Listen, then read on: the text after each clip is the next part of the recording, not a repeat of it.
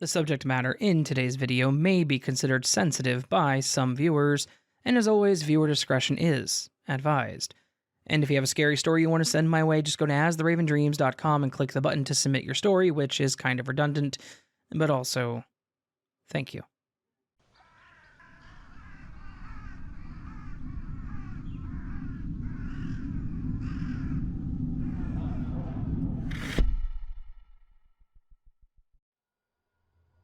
As a kid, or more so a young teenager, I could tell that I was different from my sisters.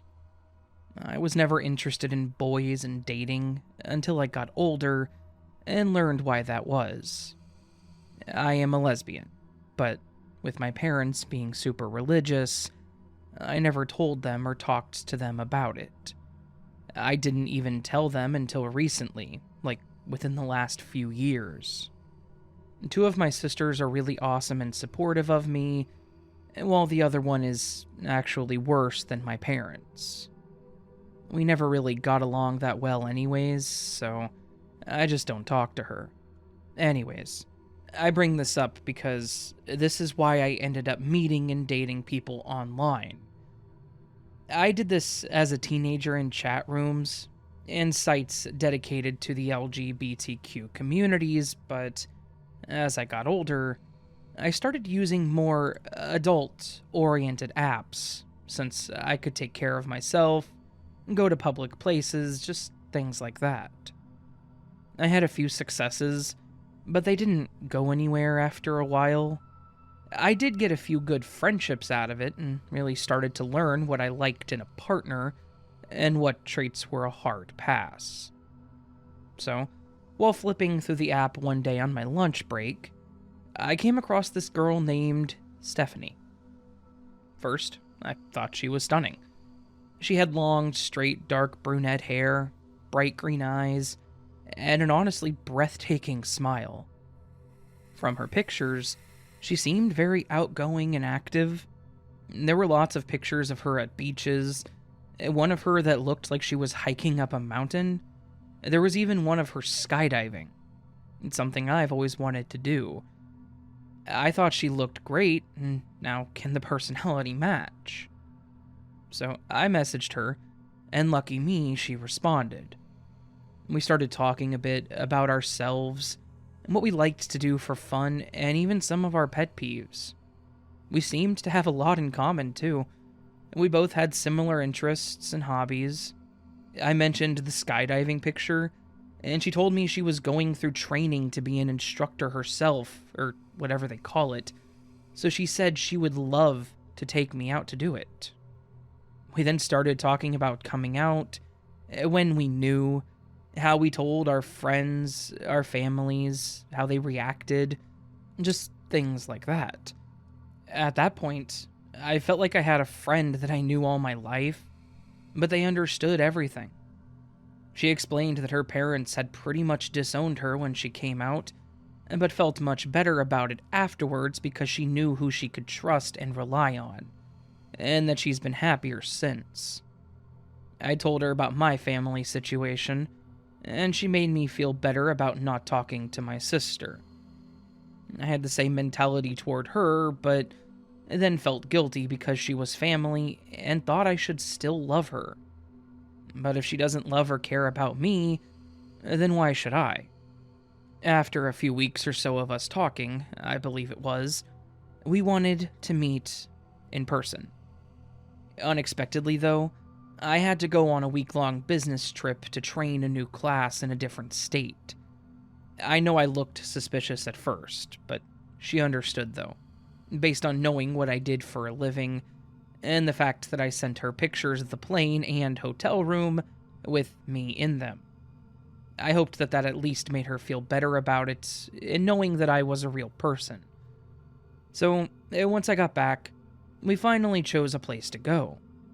We were going to meet up at a local restaurant that I quite enjoyed, but she had never been. Its whole theme is retro video game style.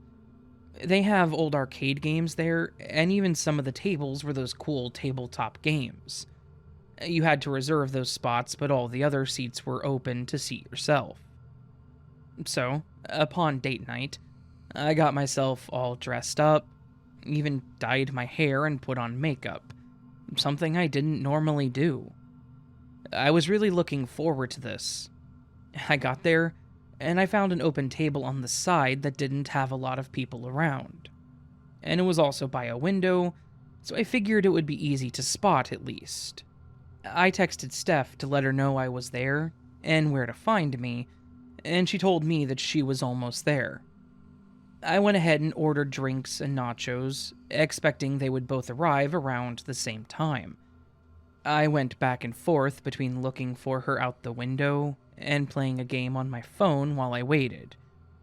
The food and drinks arrived, and I still sat there waiting on her, when someone else approached my table. It was a guy, and he looked so out of place. He was wearing jeans and one of those dress jackets and a tie. This place couldn't be any more casual, so he really stood out. But then, his appearance beyond that was just kind of unsettling. His skin was super pale, but his lips almost looked stained, like he had just wiped off lipstick. It was weird. He had blonde hair, almost buzz cut, like it had been growing back, in these piercing greenish-gray eyes. On top of all this, he just stood there, smiling at me. Not knowing what else to do, I gave him an awkward smile back, and I said, "Hi, can I help you?" To which he responded saying, "Sorry, I couldn't help but wonder why such a beautiful girl was sitting all alone." I told him as I motioned towards the second drink that I wasn't, and that my date was going to be here soon. He then made the comment, "It feels like you've been stood up, but I'd love to buy you another drink and keep you company." I then told him no, that my date had recently texted me saying they were on their way. They weren't late or canceling, and nor did I get that feeling from her, so again, I said she would be there soon and just declined his offer. And that's when he said, "What if I can offer the same things that Stephanie can?" My first thought was, who the hell is this guy? But then I realized what just happened. Stephanie wasn't who I thought they were at all, and I had just been catfished. No wonder they were so willing to wait for me, I guess.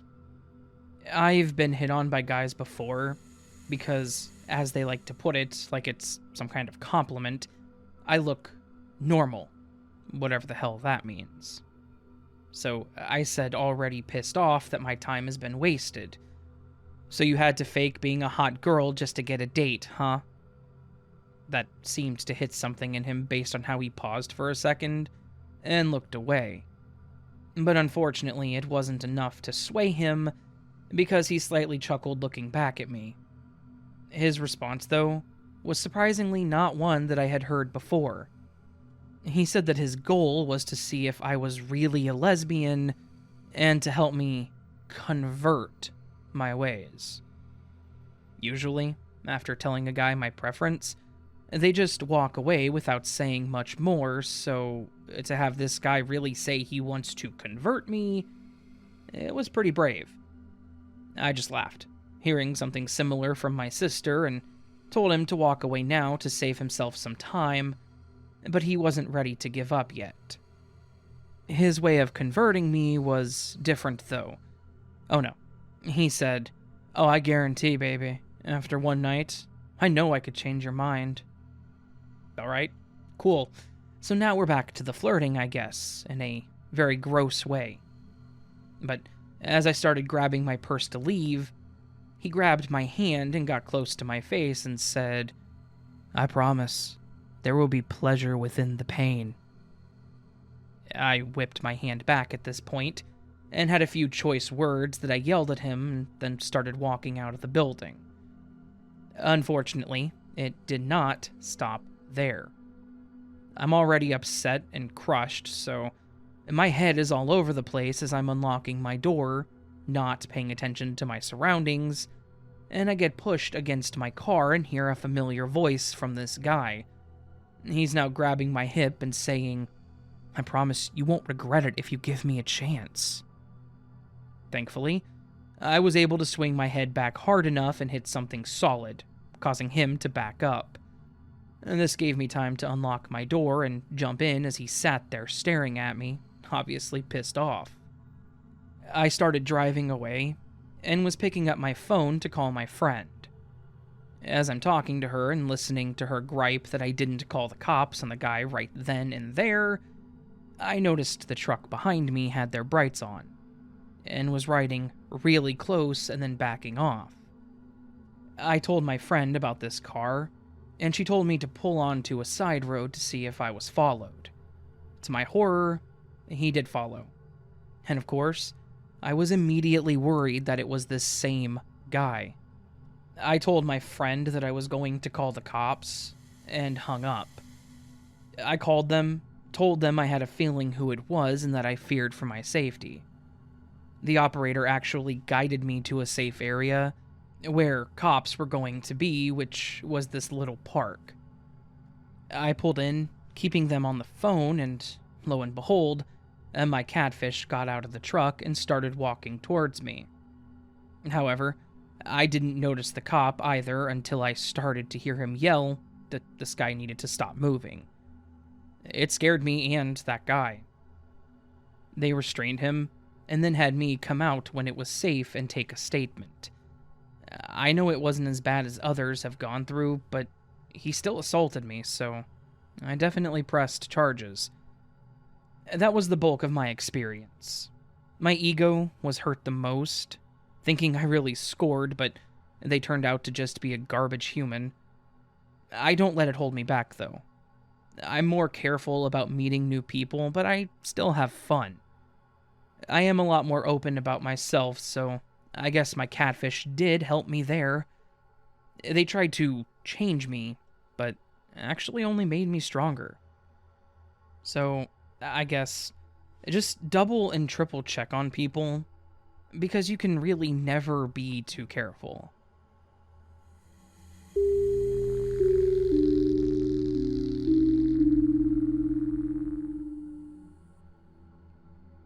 I have a bit of an odd story about one time that I used Tinder and ended up getting catfished.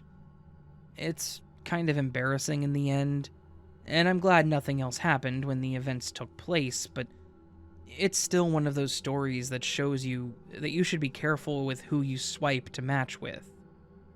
When this happened, I was 24, and like a lot of single dudes, I was pretty much swiping right on any girl that I thought was even remotely cute. I'd only been single for about 2 or 3 months, but the ex and I had a really rough breakup. She accused me of cheating on her, and just completely lost her mind over something that literally never happened. What's worse is that the relationship with her was a nearly 3-year relationship. Everything was perfectly normal at the beginning. There was little to no tension between us. She seemed to genuinely enjoy being with me, and then a few months before the end, she started pretty much just losing her mind. I have my theories as to why, but I also don't want to further slander her, so I'll just let that go. Anyways, like I said, I was newly single, out of a several-year-long relationship with someone that I thought was the one, and I was pretty desperate to find anyone that could possibly fill that void in my life. And I was going to swipe right until that happened. Cue the obvious: tons of scammers. Tons of people asking for money, looking for sugar daddies and all that. There were a few ladies that I chatted with for a bit that seemed like they were interesting, but nothing really ever came of it. Then, I came across a profile of someone with the name Natalia, and her profile looked like a goldmine to me. Reading through what it said, and even without my desperate demeanor, I was thinking that she would absolutely be perfect girlfriend material. She was incredibly attractive with red hair, which is kind of a thing with me. She was a year younger than me. She said that she liked to party and live life to the fullest, but then also had an entire section talking about how much she loved Star Wars. full disclosure, I am a Star Wars nerd. And that was actually something that my ex and I never connected on. I loved it. She thought it was the dumbest thing ever. It's not anything that led to us breaking up or anything like that. It was just a point of contention between us. So, obviously, I swiped right on Natalia immediately. And I was super hopeful that she was going to connect. To my surprise, almost right away, she did. I went straight to messaging her. I started with a cheesy pickup line and then mentioned to her that I was a huge Star Wars buff. She responded back, seemingly excited to talk to me. We messaged for a while that night and started talking again pretty much first thing in the morning. She mentioned that she was going to college to be in IT. I told her that I was working in IT. She mentioned that she was planning on going to a convention that was in town a month later. I was elated to hear that because I was planning to go to the same one. She told me how much she liked to play a specific video game series, one that's a bit older and not as well known anymore, and I was over the moon. It was literally my favorite series. Every single thing this girl was saying to me was cementing further and further in my mind how much I genuinely wanted to get to know her and start something more. She was perfect in pretty much every sense of the word. Then, after a few weeks of talking over text and a couple calls, she asked if I wanted to meet up for a date. And at the time, Infinity Wars was still playing in theaters. It was right around the end of it playing, so most everyone had already seen it, but I asked if she had seen it yet, and she said no. I confidently recommended that we go see it at a local theater, and she agreed, but told me that she wasn't going to be able to go to that theater. She needed me to drive about 25 minutes west to a theater that was near her house. I didn't mind. I was absolutely enamored with this girl, and a half-hour drive was nothing if it meant spending time with her. We agreed on getting together that Friday, and she told me to be there at 7:30 for a showing of the movie, and that she had already bought the tickets. The day came, and I got all prepped up for the date. It was nice having that confidence back, that drive to actually dress nicely, that push to be better than what I'd been for the last couple months. Around 6:40 or so, I got into my car and decided I would take it slow to let my nerves calm while I drove to the theater. I plugged the address into my phone and was incredibly confused at first. As soon as I put it in and loaded the directions, it had a little flag on the screen that mentioned that the theater was temporarily closed for renovations. At first I was thinking it was odd, but at the same time, I've used Google Maps before and had it take me down roads that were now dead ends, telling me to hang a sharp right into someone's front yard. So it being incorrect was definitely not impossible. I took the drive out to the area of the theater, and it was a nice little area. That is, until I actually got to the theater's parking lot. The building had the lights on, but there were no cars in most of the lot. The only exception being a couple of work trucks off to the side of the building, and one slightly older Cavalier that was parked near the entrance. There were obvious red flags, but at the same time, I kind of thought that maybe she didn't know they were closed, and that it was her and the Cavalier. Then I kind of also started thinking about the fact that if she was already there and they were closed, why did she not call me to tell me? Didn't she say she already had the tickets? The situation was definitely a bit confusing to me as I was pulling up, and then I kind of thought that maybe I was just overthinking it. Maybe it was just a mistake, and she was waiting for me to get there to change the plans.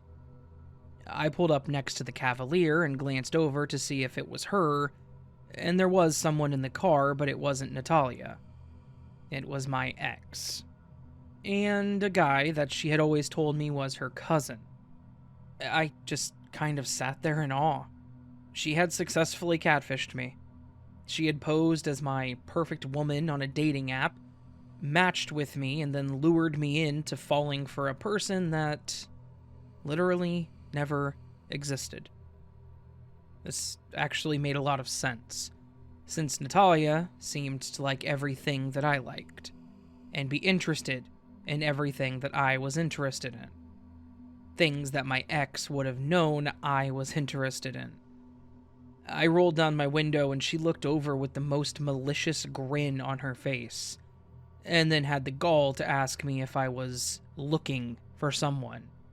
I asked her why she had gone through all the trouble, when she told me that her cousin, who she was now telling me was her boyfriend Paul, wanted to meet me because she had told him so much about me and all the things that I did to her during our time together. Now, I may not have been the perfect boyfriend, but I was not abusive or aggressive or anything like that. I may not have been super attentive, but I wasn't an a-hole or anything. I'm just sitting there watching as she laughs at me and he starts getting out of the car, and I could sense that he was there to kick my ass. I called her a few unsavory names and told her what she could go do to herself, put my car in reverse, and started driving off. As soon as I got a few yards away, I heard a super loud bang, followed by another, and then the sound of glass shattering. I pretty quickly realized that this guy was seriously unloading a handgun into my car, trying to kill me. I floored it, and I got out of the parking lot and onto the main road, freaking out and having no idea what the hell was going to happen. I pulled up into a parking lot of a busy strip mall, and I actually managed to pull in next to a police cruiser, with two cops just seemingly hanging out. I jumped out of my car, and I started rattling off what had just happened like a madman. I started yelling about how my ex and her boyfriend were literally trying to kill me, that they shot at my car. It was pretty obvious that something had happened, considering there were bullet holes and broken glass. In the middle of me telling them about it, who else would pull up but the two people that had just tried to murder me? I started screaming at the officer that he had a gun and that he had shot at me. This kind of kickstarted the cops to jumping out and telling them to get out of the vehicle. Paul was apparently not a fan of police, and started telling them that he didn't have to step out, that he hadn't done anything. The cops said that I was reporting that he had a gun and that he had shot at me, but Paul was arguing that nothing happened, and that it was just an argument between ex-lovers. I have never in my life been more grateful to see somebody arguing with a police officer over whether or not they needed to comply, because as soon as he started deflecting, the cop got suspicious and ended up pulling him from the vehicle. Long story short, to wrap this all up, they found the gun with a half-empty clip. They also found several pictures of me. They found the text conversations on Paul's phone, and they also found a tarp, some rope, and a shovel in the trunk of his Cavalier. Based on this, they had some incredibly messed up thoughts in mind on how the night was going to go, and it was all because my ex was a vindictive person. I now know that she was actually cheating on me with Paul near the end of our relationship, which is why she was so accusatory of me cheating, projecting, and all that. Also, the pictures that she sent me of Natalia were actually pictures of a girl that she followed on Instagram, one that she knew I would find attractive. They were both charged with a bunch of fancy crimes, like conspiracy to kidnap, conspiracy to commit murder, as well as attempted murder on Paul's part. Thankfully, the only thing he managed to actually hit was my car door and the windshield.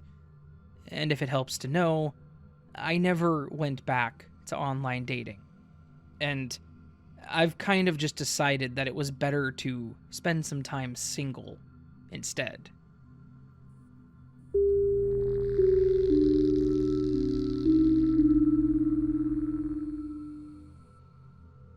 To start this story, I have to tell you a little about my sister. We were born exactly a year apart. Our birthday is on November 23rd, Jen being the older one. We've always been inseparable, but we did everything together and matched like we were twins. We even joked about going on dates together with guys, and as teens, joked about having a double marriage. Things like that. We always said nothing could come between us, but people change as adults, especially when you're smitten by someone. Love truly is blinding. Jen met this guy named Eric at work, and they started dating. He seemed really cool at first. I went over to have dinner with them at her place, and he seemed very well-mannered and very sweet to my sister, so I joked with her that I hoped I could find a guy like him. Things seemed to be going pretty well with them. They were probably together for 6 months or so, before we started noticing changes. Jen started becoming a little more reclusive, which it wasn't like her at all. She was a very social person and outgoing, so it was weird for her to decline parties and dinners with family, or when I would invite her out for just a day together. We used to do this a few times a month, and she always seemed to have an excuse, and it actually kind of worried me.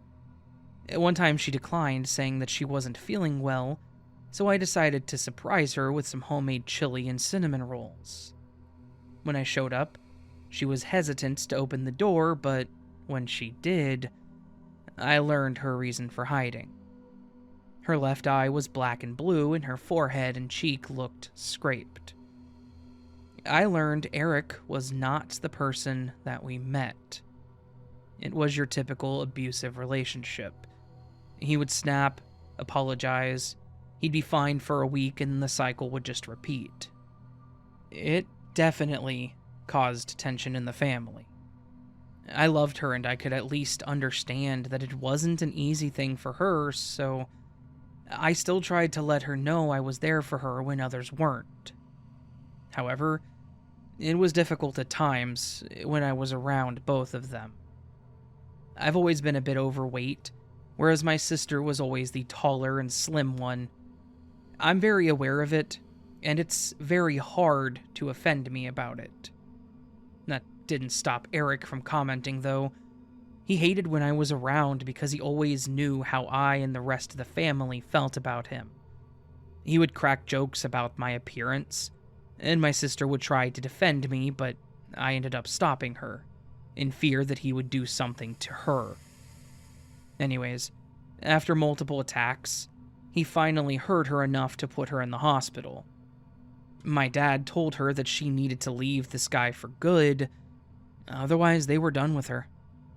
My mom didn't say much either. I was still there for her, but I pleaded for her to leave him. I even offered to let her stay with me, or I would stay with her just to make sure she wasn't alone. However, while feeling heartbroken, confused, and alone, my sister sat in the hospital with her thoughts, and of course he called her, pleading her to take him back, and said that he was going to go to therapy, and all that crap. When she got home, he actually proposed to her. In his cockiness, thinking he had her wrapped around her finger, she declined, as she had learned that he had been actually cheating on her. All the abuse that she took, and she of course wasn't his one and only. She finally gained the strength and put her foot down. For being such a tough guy, he didn't argue much when my dad and a cop were at my sister's place when he got there to get the last of his stuff. A few prank/threatening calls later, he gave up, and my sister never heard from him again. And with that, I got my sister back. It took a while for her to be able to be herself again, but it was beautiful to watch her enjoy freedom and life again. After some time, though, she was feeling a bit lonely and said she was ready to start dating again. I'd been looking on a few apps and sites, so I thought it could be fun to get her profile set up, and maybe we would get lucky and like each other enough to double date. We get it set up, and she's enjoying herself and even talking about hookups. Hey, as long as both parties are for it, at least they're enjoying themselves. So, I had a few matches myself, but the dates just kind of fell flat. But at one point, I did meet a guy named Corey. He seemed really cool, and had a lot of similar interests that I did. I was starting to get into streaming games, and he said that he wanted to do the same, but hadn't started anything up yet. We were talking for quite a while, and both wanted to meet, but he said he was out of the state for work. I appreciated him telling me this up front, and it kind of made me feel better about the situation as well. We scheduled a time to meet after he returned, in a week, and in the meantime we continued talking, and I told my sister about him. We did share pictures, so we at least knew what each other looked like. My sister even thought he was cute and said she approved. Once he returned, we made plans to go have drinks and see a movie. We were going to meet up at a pub that was close to the theater, so it was about 20 minutes from my place. I got there first after getting a message from him saying he was almost there as well. Instead of going in, I decided to sit outside and wait.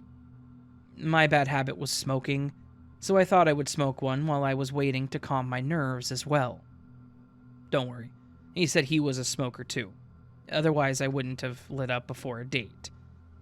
Anyways, while I was standing there, I looked up to see the people that were passing by, leaving and entering the bar. It wasn't completely dark yet, but as the cars were coming towards me with their lights on, I couldn't quite make out the faces of the people walking towards me.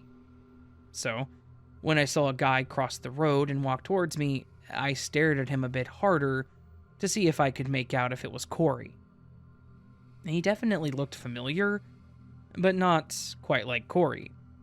I know pictures are still going to be a bit off from what you get in person, but Corey was tall and slim. He didn't have much muscle or form to him, I guess, but something told me to figure out who this person was. Thankfully, a car was driving by the opposite way, so I could actually see his face a lot clearer. It was Eric, and he looked pissed. My heart immediately dropped, not knowing what he would do in public, and I immediately dropped my cigarette and dashed inside. I ran to the back as they yelled at me that I couldn't be back there, and I tried to explain to them that I was being followed.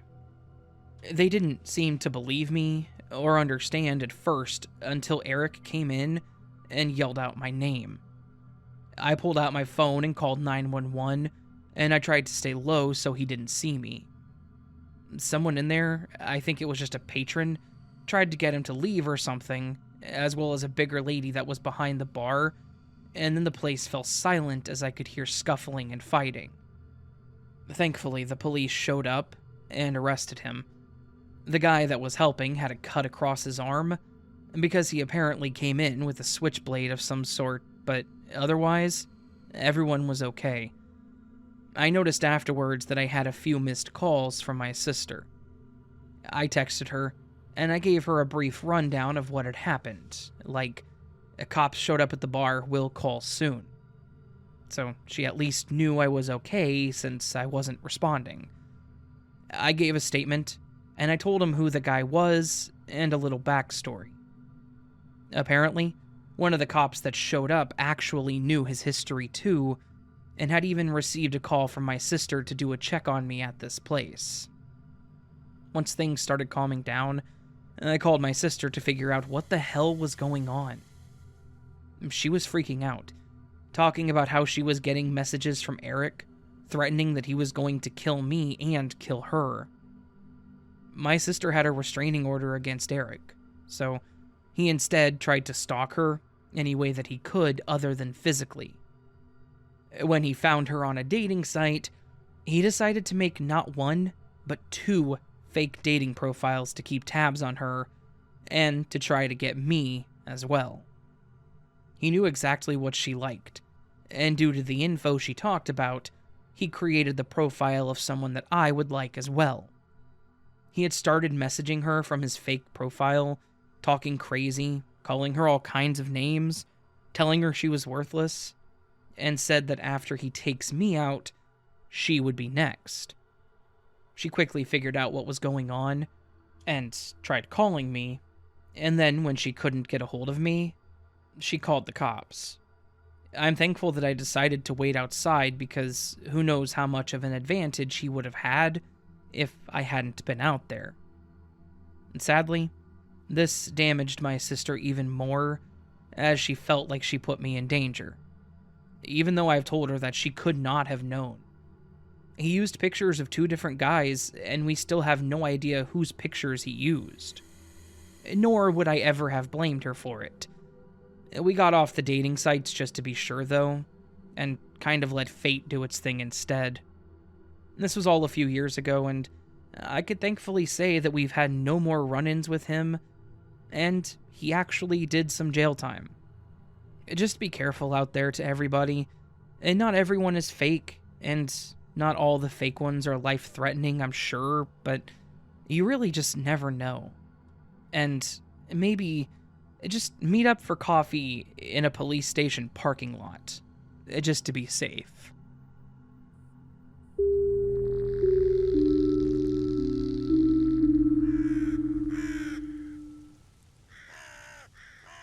So that was a collection of creepy catfishing stories.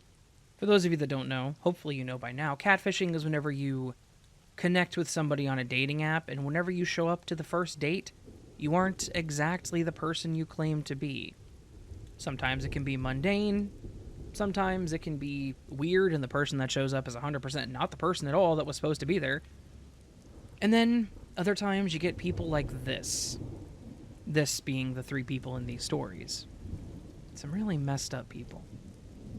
So, to deflect away from that, from the terrifying aspects of people being creeps, let's tell a joke. Let's have a joke. I'm going to tell you all a joke, okay? What's green, fuzzy, and if it falls out of a tree could kill you? A pool table. That's right. And if you liked that joke, make sure you hit that thumbs up button and put in the comments, please, Raven, don't ever tell another joke in your entire life that was dumb. If you put that, I mean, I won't give you anything special. I'll give you a thumbs up and a heart and be like, okie dokie. You know, and then that. Anyways, if you liked the video, hit that thumbs up button. If you're new to the channel, consider subscribing. If you're not new to the channel, don't hit subscribe because it'll unsubscribe you, and that's not what we want. Also, avoid the pool table trees. Anyway, if you want to support further, leave me a comment letting me know your thoughts. That helps the algorithm accept my video. You can also hit join or go to my Patreon, where for $1 a month you can get early access to my content. So long as I'm early, you win, I win, we all win. Let's win. What are we winning? The pool tournament. Anyways. Sorry. Alright, I'll see y'all on the next video, and I love you guys, and yeah, until then, sleep well.